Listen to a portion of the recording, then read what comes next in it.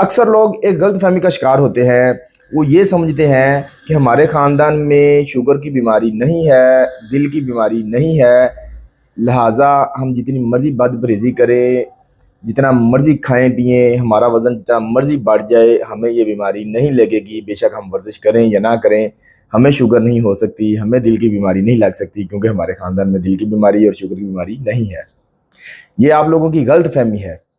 बहुत सारे लोग मेरे साथ इस तरह के मामले में आकर बहस करते हैं। मैं जब उनको कहता हूँ कि आप परहेज़ करें, वज़न कम करें, वर्जिश किया करें, तो कहते हैं हमें क्या ज़रूरत है इतना परहेज़ करने की, हमें शुगर की बीमारी नहीं होगी।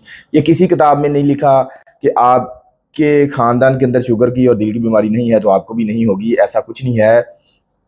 जिन लोगों को फर्स्ट टाइम दिल की बीमारी लगी थी या शुगर की बीमारी लगी थी, उनके अबोजदाद में ये बीमारी नहीं थी।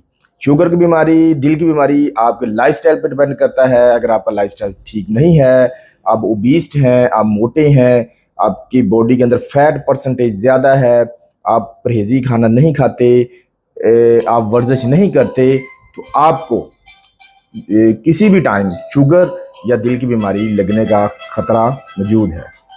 शुक्रिया।